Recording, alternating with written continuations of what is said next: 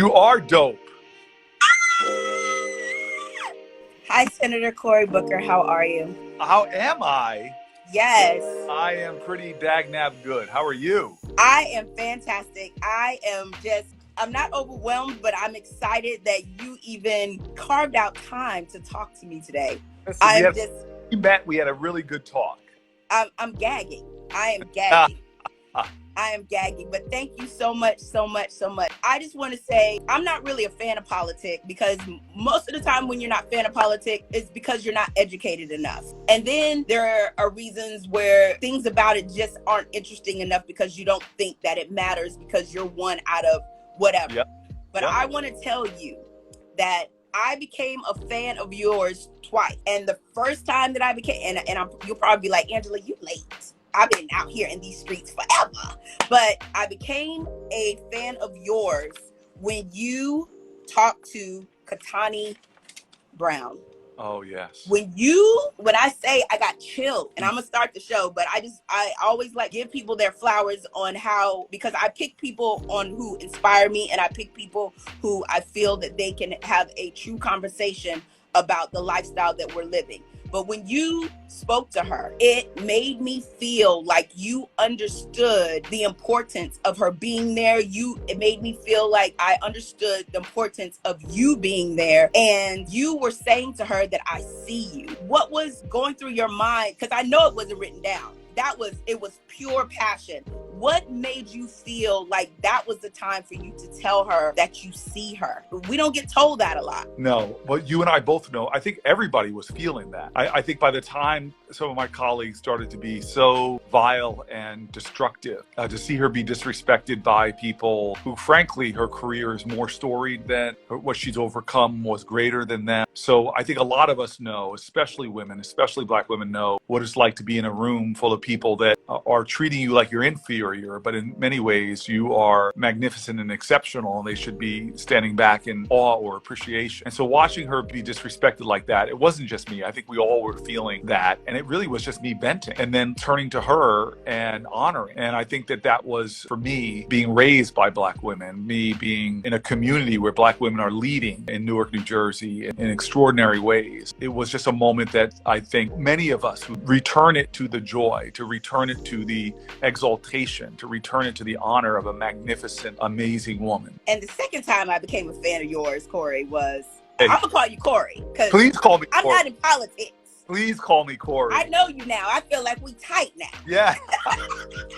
But the second time I became a fan of yours is when I met you in person. Because anyone who knows me, that I'm fearless, especially when I am wanting to talk about what my purpose and my show, because I feel that health is our biggest currency. And when I saw that you were a vegan, I just knew, and I had no idea that we were going to meet at Cadence. I noticed you be on our block. I know you be at Avant Garden and you be hitting up all the vegan spots. But when you came in, it was like LeBron gave me the ball. And I had to slide. I had to wait till your belly was full because, you might have been hangry, you might have been crazy, but I am really grateful that you came on my show because I want to tell you, you have no idea how loved you are. And how does it feel to be your ancestors' wildest dreams? Or at least one of them. Let me just not let you get away with this because you are showering me. And let me just tell your viewers, my mom told me when I started in politics, she says, Cory, just meet people because who you are speak so loudly people can't hear what you say. And you are that person. You're such a soulful person that your authenticity, you feel it. So you had me at the moment we shook hands. I could tell you were about a service, you were about helping people, you were a light worker. And so this meeting, and God has a plan. I don't believe in mistakes. I think everything happens for a purpose. And so us encountering each other was a gift to me. And I told my communication staff, and again, we get requests more than we could even respond to, not to mention schedule. But I told them we had to get me into another meeting, virtual meeting with you, because I just was so impressed. And I'm so happy we can be on here. So don't pour this one way. In fact, I believe this for sure. Good or bad, whatever you say about other people is more of a reflection of who you are than who they are. You have to catch me on a good day because I'm a Gemini. I have two personalities and I can turn it out, Cory. I can turn it out. I can turn it out. But I was with Gayle King and you You both share that quality. You both share that quality. Don't metaphorically, not literally, but the Vaseline comes out and, you know, the earrings come off and. Yes, I'm a wordsmith. I don't fight. No, you're not. I can get you together. I can get you together.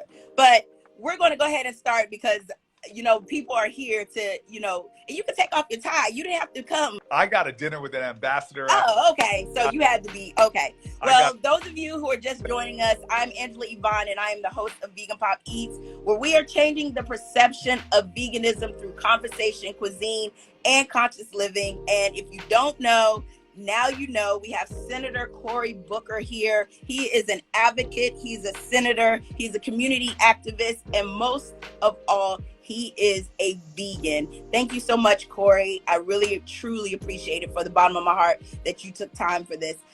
When I always start the show, I always like to ask people, what was the catalyst for you to decide that you wanted to be over here on the green side? Well, look, it started I was a competitive athlete, and when I was experimenting with different diets, when I went without meat, my body just took off. Right. But then I just started to read, and look, I tell you, when it comes to the horrific treatment of animals and the suffering that goes on, the whole industrial factory farming system, the way we produce meat and dairy, the more I knew about the industry, I just could not participate in that system. Personal choice, I couldn't participate in it. And again, the more I learned, climate change, its contributions to horrific levels of pollution, poisoning of air and water, what it's doing to a lot of low-income Black communities like Duplin County, North Carolina, where all these big CAFOs are, concentrated animal feeding operations, couldn't participate in that. Now, look, I'm a government official. I don't think government or elected officials should tell anybody what to eat. It's their personal decision. But that said, I don't think it's the role of government to be creating policies where they're picking winners and losers. And the policies of this country subsidize a broken food system. Yes. That perpetuate a lot of practices that I think the majority of Americans wouldn't want to see. So I want to be the change I want to see in the world. I'm not preaching to anybody else. This is the best decision for my lifestyle well-being. But I do want to participate as a senator, as a citizen, creating a system. I want to make sure that we're trying to design a system that is fair, level playing field. Because right now, everything in McDonald's we subsidize. Right. Then my community leaves McDonald's and can't find fresh fruits and vegetables, which government tells us to eat the majority of. In fact, only 2% of our subsidies for agriculture go to the things our government tells us to eat the most of, and that's just wrong. So to touch on that, that brings me to the thoughts of food deserts. And now we all know, if we go back to history, the things that are in the low-income communities were intentionally put there, as far as liquor stores, as far as, you know, the little corner stores, not filled with nutritious food and things of that nature. Why, in your opinion, in 2022, that we are still having the conversation about who has the right to have good food? Because I live in New York, I live in Brooklyn, and I'm grateful and I'm thankful because if you go down Flatbush, you can get as much fresh fruit, vegetables as you want. I don't even have to go to the grocery store. And part of it is because I'm choosing to live an animal-free life. But at the same time, in 2022, it shouldn't be where there are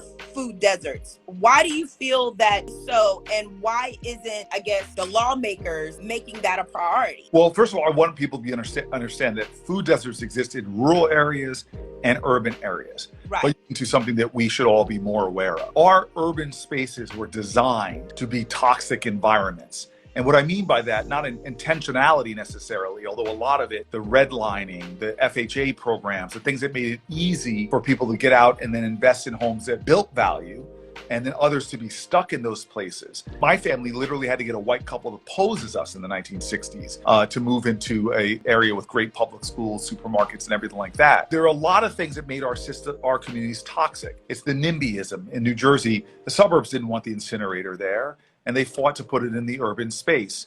The legacy corporations that were dumping in chemicals into our water and into the soil. We literally, in many places in Newark, could not plant tomatoes in the ground because toxins in the ground. And then don't get me started about these urban centers, highways, airports, ports. You have asthma rates that are multiple times more higher. The proliferation of lead and lead paint. Human beings, the greatest natural resource we have is human potential, but we have people in certain communities are growing up at high levels of toxicity. Their life expectancy is dramatically lower. And it's not because they're lazy or not smart. It's because they're growing up in this legacy of pollution and policies that created these more densely populated, low-income Black and brown communities. Now, to your question, we can choose policy solutions to get out of this. I was the mayor of a big city. We fought. We got urban farms started in Newark. We got new that hadn't been built in 20 years in our community. There are things you can do, but it's even hard for mayors because there's not always the resources for it. That's what I'm trying to fight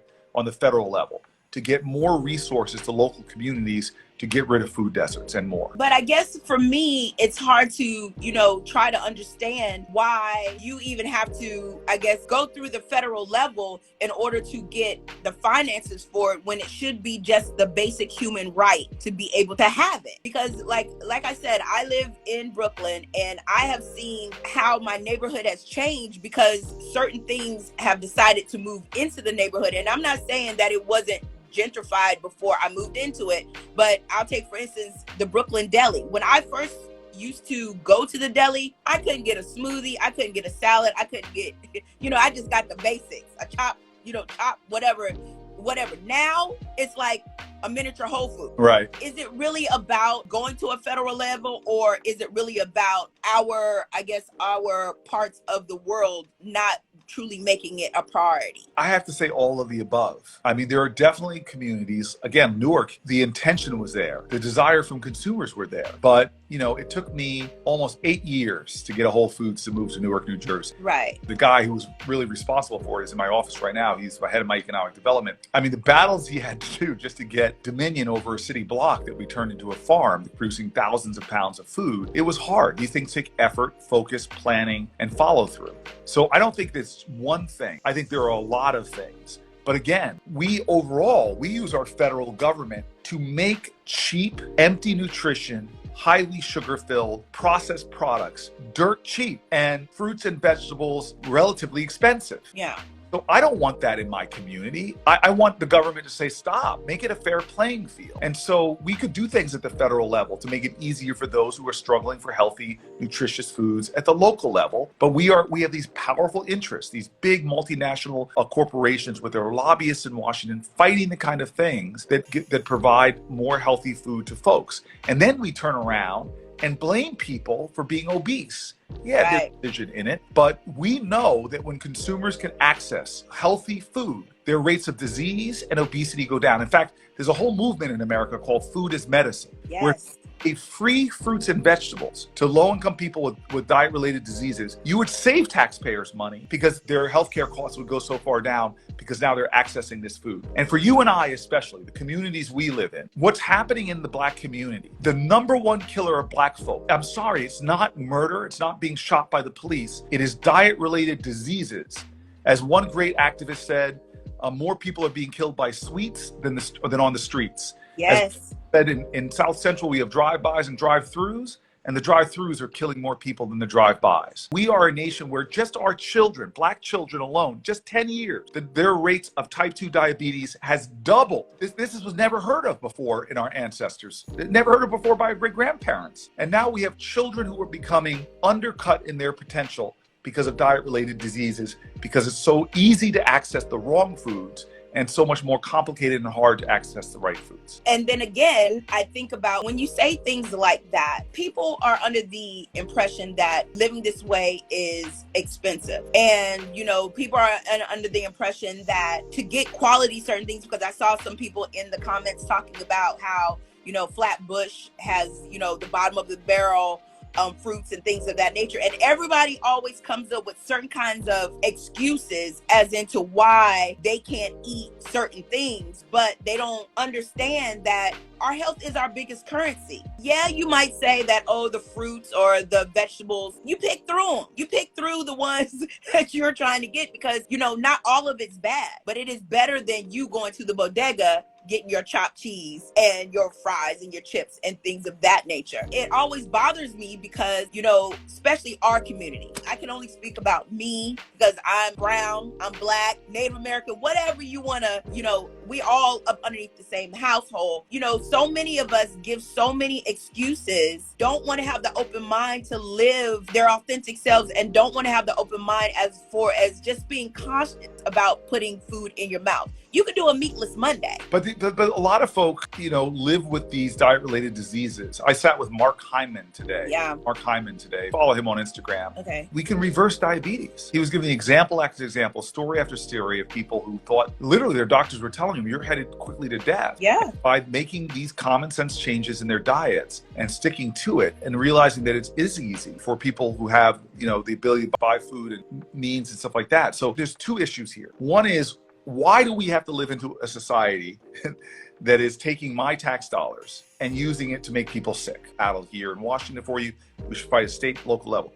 That's one thing. But two is what you are also a representative of, my sister. You are showing people that it's not hard. You are showing people that I can make choices to better my mind, spirit, and body, because everything is interrelated, right? Everything is interwoven and interconnected. I will think better when I eat better. I will have lower healthcare costs if I eat better. Everything is interrelated. That's why more of us, this is the powerful thing about leaders like us, where people often don't see enough leaders like us, enough faces like us. We can relate to different folks, or folks feel that we're accessible. Like when I jog around Newark, New Jersey, I'm the only senator that lives in a low-income Black and brown community. I want my folks to see me in the streets. I want them to see me at the supermarket. I want them to see me home. And this is my community. I'm not forgetting the folks. There's a map here. Right. I ran for city council. That's the community that elected me. I still live in that community. So we have to continue to be the change. I want people to see me walk by and say, man, you look good. What are you doing? Right. And let me tell you about what I'm doing. And it's not so hard. And you are not helpless. You are not a victim of disease. You're not a victim of irritable bowel syndrome. You're not a victim of always being gassy. You're not a victim of having your skin break out. You're not a victim being forgetful all the time. That these are things that God designed our bodies to be machines that work at high levels of energy, high frequencies, high capacities, and health. We say in church, God wants you to have life and have it more abundantly. Yes. Is a way to access that. Yes, indeed. You're about to take me to church, Cory. I see that I've been following you on Twitter, and I see that you are doing a no sugar challenge. How is that going? And how did you come up with the challenge? And why did you want to do this and invite people along in the process? It's not too late to join, even though we're a few weeks into it. I'd love to have you as a testifier, as a witness. Come on now. I did it because I had to confess. I started the year saying I was going to run every day. I've run straight for more than 200 days. But my weight was still going up and down. And I told folks, let me be real with you. You can't outrun a bag of Oreos. Oreos are vegan, as you and I know, but it is a purple bag Doritos, but you ain't here for me. No. So I was a junk food vegan. I knew all the shortcuts to the kind of highly processed, sugar-filled, kill me early food. Because you could be a vegan and have a shorter life expectancy than somebody that's not a vegan, because you're eating all the junk food and they're eating whole foods, healthy foods, and moderate meat intake. So I just realized I am not being the change I want to see in the world. I need to try a challenge to go without sugar. It is hard. Everything has sugar. Your salad dressings, your ketchup, barbecue sauce. Look, for those of you meat eaters out there, I looked at packaging and saw like turkey slices, sugar. So many things have sugar you don't realize it. And so I just started, the first 2 or 3 days, I had those late night cravings, because I like to go home sometimes with my two best friends, Ben and Jerry. Not Ben and Jerry. And get into a vegan pint or two, quite literally. And please stop telling my business, Cory. You're telling my business.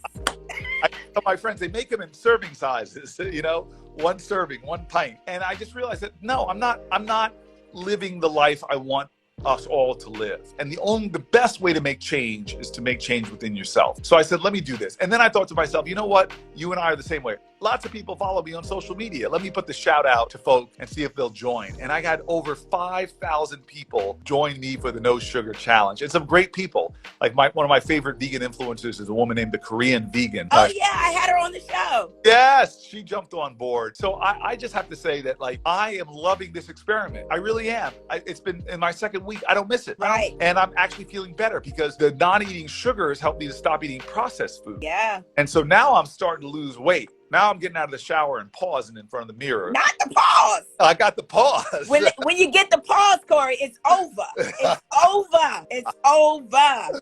You know, I'm not getting dressed as quickly as I used to. But if you follow me, I'm always doing a challenge because my goal is to live a well-nourished and moisturized life. It starts with the food. It just starts with everything. And that's why I really enjoy the vegan community, is because it's not about what color you are. It's more about your compassion. It's more about you just really wanting to show up as your best self, and you can't do it eating death. Yes. So I know I'm about to wrap this up because I know you put your glasses back on. So that was that the code? Was that the code to say wrap it up? No, I'm reading the comments. These are great comments. These folks here are like, we're getting a lot of hallelujah, amen, applause. There's a lot of good people. Yes. I have a great tribe, like Beat Soulicious. You need to follow her. You need to follow the Eat School. She is a coach, nutritionist. When I say she'll get you together, Cory, she'll get you all the way together. Oh my gosh, I gotta follow. So if you could persuade or convince someone to come to the green side, what words would you choose and why? I've never thought about that. I just have to say, my greatest persuasion, there was a wonderful saying by a theologian. He said, everywhere I go, I preach the gospel, but only sometimes do I use words. Wow. And so I want to embody the fullness of my beliefs, perfect integrity when it comes to things like diet and nutrition. And I'm going to get there. I'm getting better month by month, but I just want to embody it. I want people to say, what do you have going on? Tell me what you're doing. And that's how I've been with people. I have friends of mine. I was with Mark Hyman. I'm like, dude, I've seen you. You just become chiseled. What are you doing? And I have a page full of notes of things I'm incorporating because he's been showing me the way. Right. Let's just do. And all the data shows that. You know how powerful we are? I was just talking to this great doctor, Nicholas Christakis. He's written some best-selling New York Times books. And he was telling me that you are more likely to stop smoking if your friend's friend stops smoking. Yeah. I mean, that may affect people 2 and 3 degrees of separation we don't even know. You're more likely to lose weight if your friend's friend has lost weight. Yes. And so if I want to be a person of influence to the people, frankly, that often matter, that do matter most, like my family, like my circle of people, I want them to be healthy. Too many people, and Black people in particular, we have the lowest life expectancy rates. Yeah, we're dying unnecessarily. Yes, stunningly young ages. And I want that to stop. And I know the best way I can do that is to show people, hey, I am a guy that's crazy busy, high stress job, but I prioritize my health, fitness, well-being, and I found a way to do it. If I can find a way to do it with all the stressors and challenges that I have, maybe you can too. Okay, last question. What is Cory eating in the house, and do you cook? And what is your favorite meal to cook? Well, let me confess something I haven't said publicly to you. We're going to break some news right now. I just finished a 230-hour fast, almost 10 days, just fasted. Water, tea, coffee. Yes, indeed. Because of the power of fasting. I've read a lot about it. Yes, it's powerful. Powerful. Healing, lower rates of Alzheimer's, lower rates of cancers. And so I just decided to try to break my record for the longest I had fasted before. You said 238 days? 230 hours. Oh. But the longest recorded fast is more than a year, I think. Oh, so 230 hours. So that's what? That's almost 10 days. I was 10 hours short of 10 days. And all you did was water and juices? No juices. Water, coffee. Oh. Now, I've done raw fasts. I haven't did a water fast yet, but I've heard. There's all different types of fast. You could fast by just doing, I'm eliminating this or I'm eliminating that. So right. Yeah, so that's helped me right now. So that meant I didn't shop for 10 days. I saved a little bit of money. It was a great experience. And I found myself with more energy. Every religious tradition has fasting in it. Yes. And there's so much science. People should just Google benefits of fasting. You'll be blown away. So it was just a great experiment. So what are you going to eat now? I broke fast this morning with some papaya, watermelon, and pineapple. Okay. And then I had lunch with Dr. Hyman with big salad and vegetables. Okay. Avocado. But when you're not fasting, what is like your go-to meal at the house? Do you cook or you have someone cooking for you? I don't have anybody cooking for me. I'm a bachelor who's just trying to gather some nights. So I eat out a lot, but I do make some things. I make a good vegan chili. I make I do a lot of things in my Instapot. Okay. Yeah. So I'm all right. I saw you at Belsey. Yes. Yes, I'm going to be filming out there in a couple weeks, but a place that you need to go to is Vegoist. Hold on, let me write this down. Vegoist. You need to go to Vegoist, Vegoist. When I think that they've cracked the code for vegan mac and cheese. I think they cracked it. Really? Where is it? Yes, it's on 113 Ludlow. I just filmed my first episode there, but you need to go there. And they just opened up a vegan wine bar called Earthen. Wow. Yeah. Talk to me. I know. I'm the plug. You are. Why am I blanking on the name? Belsey, the vegan brewery. Belsey was amazing. Yes, I'm going to film there probably in like 2 weeks. And I'm also going to Costa Rica because there's a vegan hotel out there called the Mother Earth. Okay, well, everybody should go to Belsey. Vegoist, I will try. You will love it. They have a seitan and mashed potatoes, chef's kiss. Wow. All right, and then we're going to Costa Rica. You convinced me to travel. You have to. It's the first vegan hotel, and it's amazing. I'm going out there to film an episode of my show because I have a physical show as well where I showcase all the hottest vegan spaces, and I have seasons 1 through 3 is on YouTube, and I'm doing season 4, and next year I'm going to pitch because we need to have it on like Food Channel or the I agree. Chop Channel. Food Channel really needs you. And make sure you DM me the things you want me to hype up. I'll put them up in my stories, okay? Sorry. Let me find out we friends. I always want to help out, and if you give me content, I have to review it sometimes.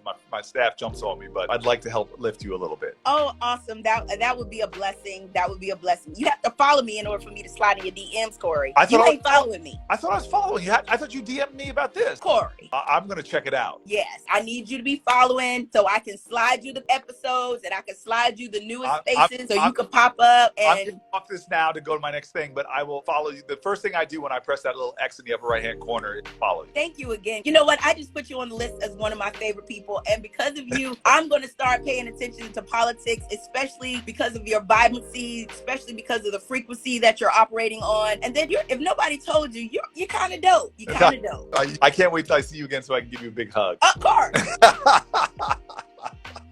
We're going to have to take it off the live. We're going to have to take it off the live, Cory. And when you get your Food Channel show, don't forget us. I won't forget. I want you one day acting like you don't know me. Oh, no. Oh, no. You might have the burner phone, but I'm going to know you. Thank you so much, and I hope the rest of your evening is fantastic. You have no idea how much you touched me on this, and everyone is telling you, saying that you need to run for president again. Oh, gosh. So just let us know what you're going to do so we can show up, because the vegans, we got power. Yes, we do. Yes, we do. And if any way I can be an asset to you in pushing the word for veganism, you just let me know, and I'm there. I'll reach out. All right, my sister. Thank you so much. I really appreciate it. Thank you to everyone who came on. See y'all. Bye.